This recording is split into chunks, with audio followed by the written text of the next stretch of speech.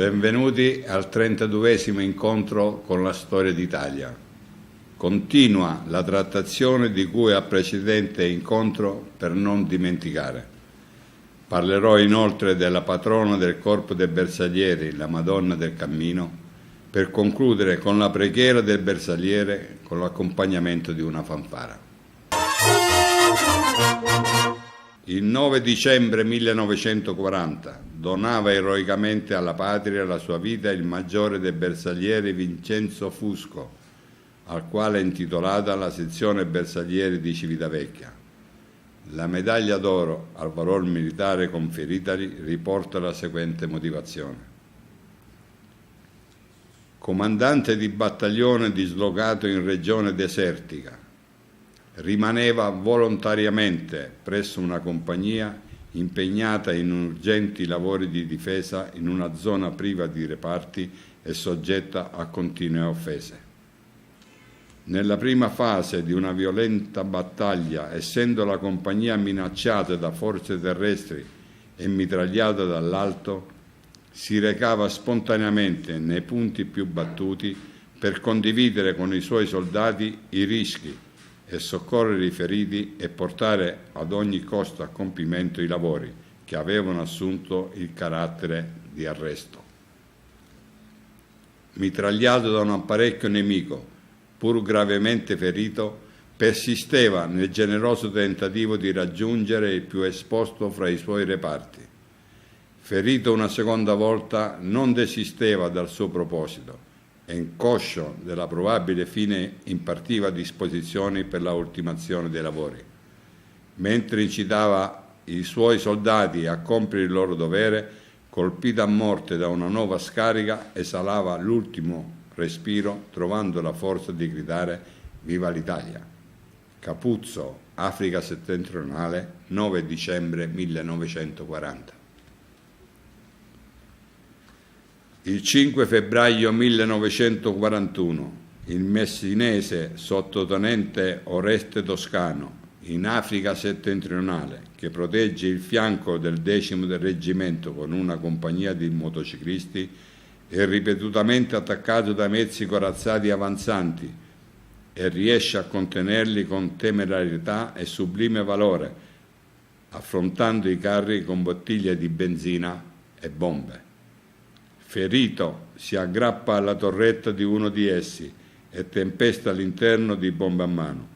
Una raffica gli strappa la mano destra, alza il moncherino sanguinante ed incoraggia i suoi alla lotta. Solo più tardi si lega l'arto mutilato e a stento è portato al posto di medicazione con una motocicletta. Lungo il cammino è fatto prigioniero, schernito e non curato. Fugge con la motocicletta avventurandosi nel deserto verso le nostre linee. Incontra autocarri abbandonati pieni di feriti e moribondi d'ambo gli eserciti e forma una colonna con oltre 350 feriti, anche nemici, abbandonati morenti nel deserto. E dopo una marcia di 2 giorni, fra sofferenze inaudite e centinaia di chilometri percorsi, giunge ad El Agheila, a sud di Bengasi, sfinito e sorridente per la vita salvata a tanti compagni e a tanti nemici. Medaglia d'oro. Stupendo è il comportamento del tenente dei bersaglieri Roberto Vianello in Africa orientale, febbraio 1941, che la testa dei suoi uomini, pistola in pugno, va alla conquista di un'altura durante la battaglia di Keren, ma mentre sta per giungervi una raffica lo falcia mentre grida l'ultimo incitamento ai suoi bersaglieri, decorato di medaglia d'oro al valor militare. Comandante di plotone Giacinto Cova, fedele al proponimento manifestato ai suoi bersaglieri di non arretrare di un passo davanti alle superiori forze nemiche, si lanciava con pochi superstiti contro i carri armati nemici, facendo uso delle bombe a mano e chiudendo così nobilmente la sua vita dedita al culto del dovere e della patria. Africa settentrionale 1941. Il caporale romagnolo Aurelio Zamboni del 9° Reggimento Bersaglieri, colpito al capo da una pallottola, non abbandona la sua mitragliatrice che da più giorni semina morte tra le file nemiche per proteggere il ripiegamento del suo reparto. Investito dallo scoppio di proiettili di artiglieria, si può dire che il suo corpo vada letteralmente a pezzi. Via una gamba, via un braccio, la pancia squarciata. Chi può umanamente concepire che un uomo in queste condizioni possa soltanto ancora ragionare e staccare, pur sotto il fuoco che ancora continua, con un coltello il penzolante braccio del moncherino e scagliarlo quale ultima reazione contro il nemico nell'estremo atto di sfida dicendo: non ho bombe, eccovi la mia carne che vi possa arrecare danno. Così si legge nella motivazione della sua medaglia d'oro. Siamo in Russia, un piccolo squarcio della battaglia di Natale del 1941. Dovunque è l'inferno. Con il 3° Reggimento Bersaglieri c'è anche Don Mazzoni, il cappellano del Carso, la medaglia d'oro della Prima Guerra Mondiale. Un ferito della 6ª compagnia grida aiuto ed è allo scoperto sotto il tiro del nemico. Lui esce per raggiungerlo. Cercano di trattenerlo. Anche lui ci è andato, ora è morente, dice Don Mazzoni. La religione dell'amore ai suoi diritti e l'ostia consacrata può compiere il miracolo. Corre verso quel richiamo ed è colpito vicino al fratello che implora la salvezza. 2ª medaglia d'oro. Il trombettiere Gadda si lancia in soccorso e gli cade vicino. Lunga è la schiera dei cappellani militari che hanno compiuto fino all'estremo sacrificio il loro esercizio spirituale.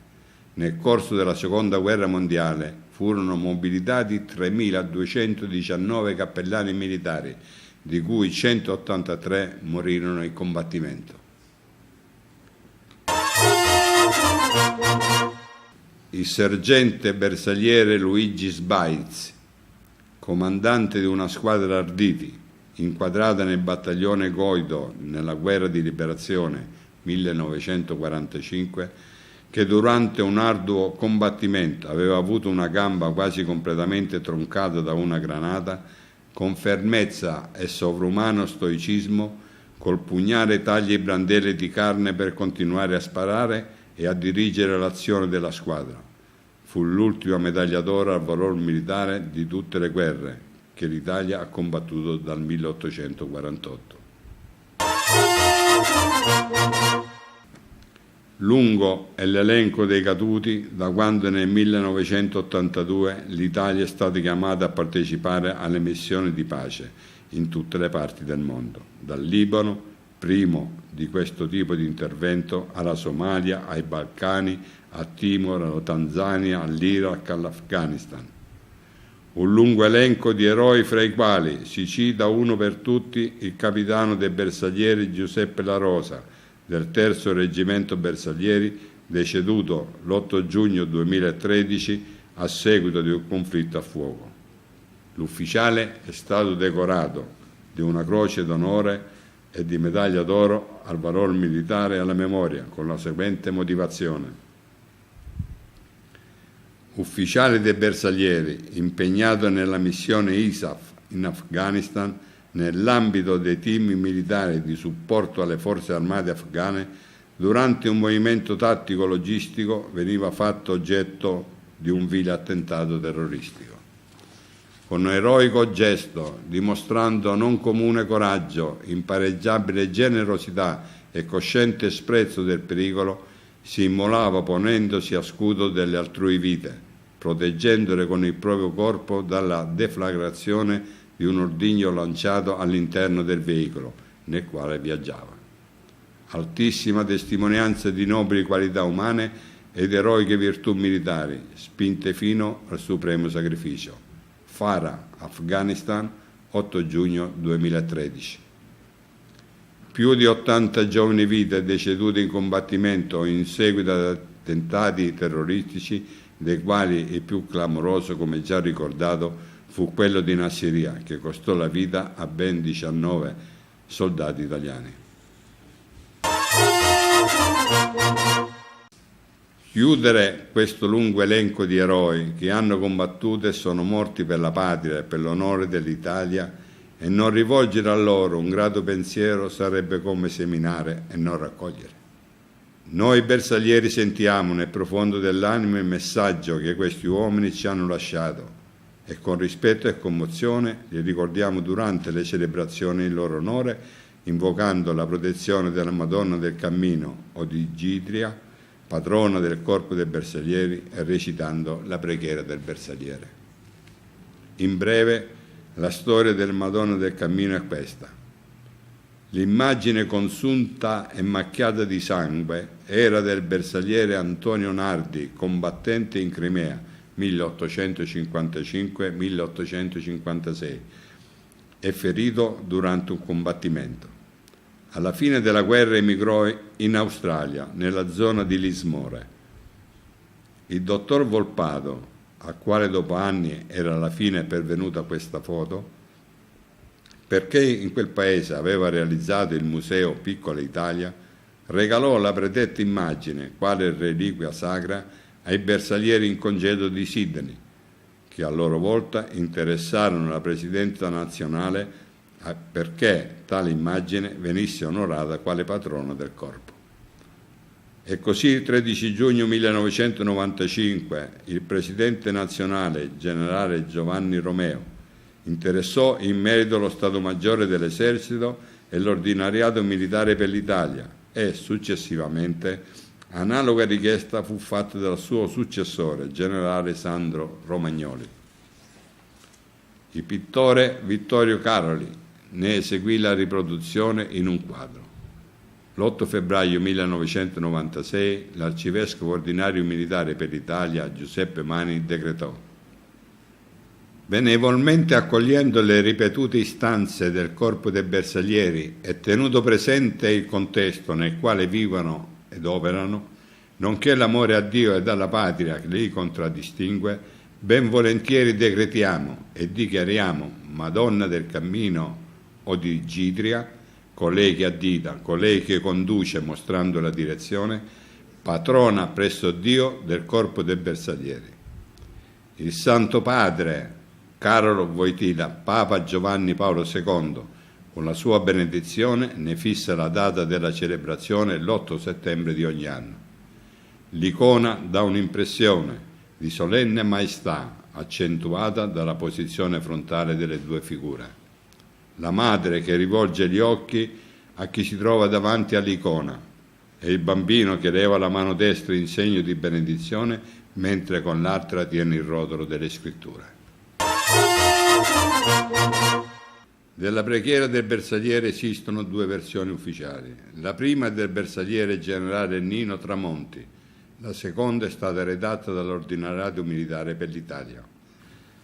I bersaglieri conoscono soprattutto la prima, essendo più datata. È stata scritta da Nino Tramonti, soprannominato la Primula Rossa, in quanto 2 volte prigioniero degli inglesi nella guerra per la conquista della colonia in Africa orientale 1941, riesce a fuggire. Con fior d'Italia sulla testa si costituisce alle autorità inglesi nel 1943 ed internato come da condizioni poste nel campo di Erwan in Egitto, dove si trova suo figlio. Con il testo della preghiera del bersagliere e la musica di accompagnamento della fanfara in congedo di Cremona, a termine il 32esimo incontro con la storia d'Italia. La preghiera del bersagliere. Buon ascolto.